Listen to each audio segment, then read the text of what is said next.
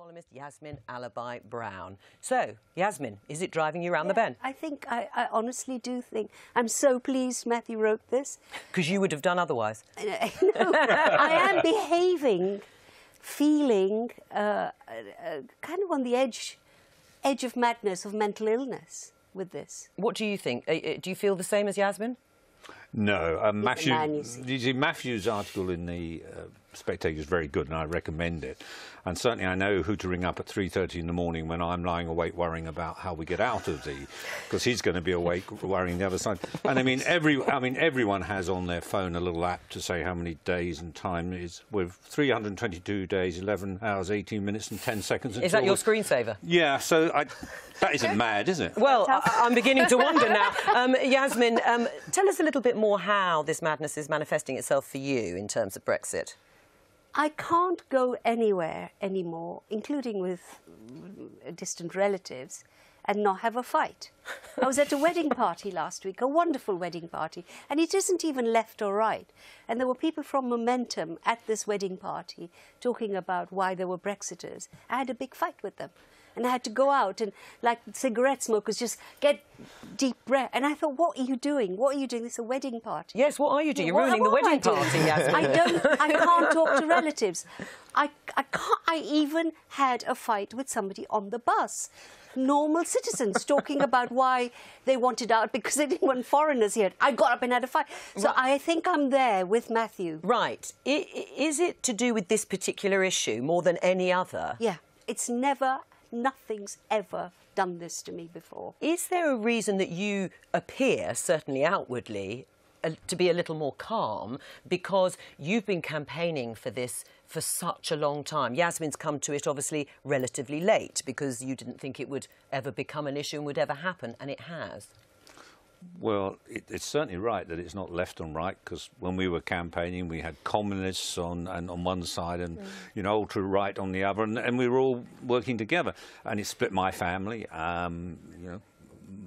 youngest son is completely opposed to what I say, but I have been doing it for a long time. And I think the difference is we had the debate. It was a fantastic democratic experience, and the Leave side won, and people on the Remain side. They're not bad losers, but they've lost. But and can't get over it. It's to do with losing, isn't it, Yasmin? Matthew's right that that Brexiters are actually, they won, but a lot of them are still furious. They're still furious. They won. Yeah, and that is true, isn't it? You have won. You won that referendum. Your side were successful. And yet we have the sort of rhetoric and language from some Brexiteers that also might indicate that they are sort of going round the bend. I mean, betrayal, traitors in ermine, all of this sort of language. What does that say? Traitors in ermine are nonsense. I mean, the House of Lords is doing what it should do, and we'll reverse those. But in the context of what we're talking... Well, I think what we could agree on, that we've got to stop banging on about it. We've just got to get it over and done with. The message that we can unite on to the Prime Minister is stop messing around, come out, get on with it, make the decision. It's now, as I said, it's a kind of extraordinary internal disturbance, as Matthew Paris points out, a destabilised mental condition. Right, so what's the cure, Yasmin? I don't know, there must be already counsellors and therapists. Brexit counsellors. Mental illness. Right, I mean, how's the government doing with its healing process, bringing the two sides together, having listened to you two and Matthew Paris? I have to say, in fairness to the government, they've managed to unite the Tory benches like they've never been united on Europe. Now, that's not to say we're completely united, but before we were genuinely sort of divided all over the place. Now, the vast majority, whether they were Leavers or Remainers, just want the government to get on and do this, get it passed, and move on to the next stage of government. And that's quite remarkable. That is an achievement Theresa May none of her predecessors managed to do. Right, although if you talk to Anna Soubry or Nicky No, now you picked the one and two. I said there were one or two. You're going to run out in a minute. Right, well, there's 350. Struggling to think of any more. I think Peter has. I think an issue here is certainly that Peter has been campaigning on this for so long that he has already dealt with the sort of obsession, whereas a lot of Remain supporters who never really consider that the referendum would be lost are sort of having, you know, a sort of post-traumatic stress issue where they're only now dealing with the obsession that they've only discovered after the vote. You're absolutely right. This is like my divorce many, many years ago, because he had planned his exit and was going off with somebody. This is like a counselling session. Nothing. And I was wounded, and I feel just as wounded now. Well, maybe it's reopened those wounds. That's the problem. I mean, do you think Jim is implying that actually many Brexiteers were already mad when it came to I think he was.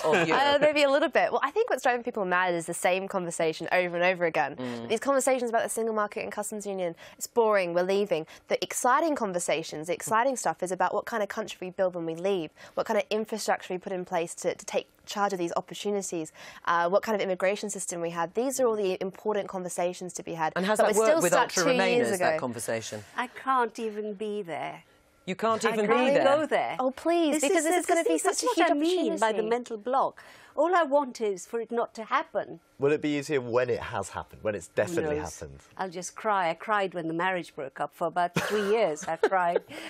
All the exciting things you're talking about is what we should be talking about, and we're planning not. For the future. And we're still wallowing in all the old arguments. But you've just heard Yasmin say that that's going to make her probably cry in the way she did over divorce. Well, maybe not for 3 years. Well, I don't know. Or maybe for longer. I mean, you're sitting there in the knowledge that you've won and it's going to happen, and so it's easy for you to say.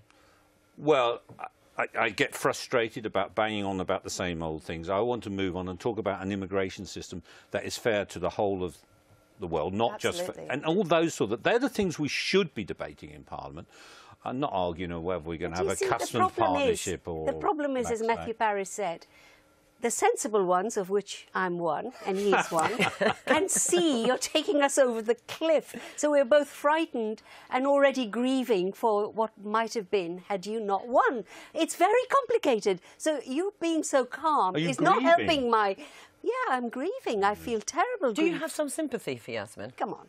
I have sympathy for people who in that position, because, and there are some, and I do think counselling would be a good idea. Maybe leaving the country would help as well. Is that the new immigration policy? I was going to say, so you're rid of Remain. Has this helped? Has this session helped, by the way? Blood pressure up even more. It's the, you know, the calm male voice telling me, now don't go mad. I've got some good news. I'm introducing a private members' bill which will make a bank holiday for you to relax on.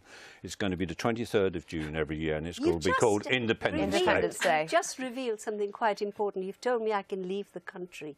This is at the heart of my anxiety, that actually a lot of Brexit was about the other and not wanting to accept the other. I'm not leaving. You should think about what you said. No, the whole... Is that what you meant? No, of course not. The whole thing about the immigration policy, and the one thing that really annoys me, is we discriminate against people from India and Pakistan who should be allowed to compete to come here, if you like, that's the word, or the right word, on the same basis of everyone. And that we should be... And that's supported by left and right. That's the things we should be debating, not arguing about things that were already decided in the referendum. Right, well, I don't know who's... It's not over. I really don't want you to leave. It's not over. What, you're going to fight? Over. You're going to keep fighting because you think it won't happen? And then we'll probably end up in an asylum, but or they don't even exist anymore. But maybe I will have to go somewhere where there is an asylum. I don't know. Well, on that basis, on that happy, optimistic note, I am going to ask you both to leave, but just the studio at this stage. Thank you both for coming in. We will make America great again.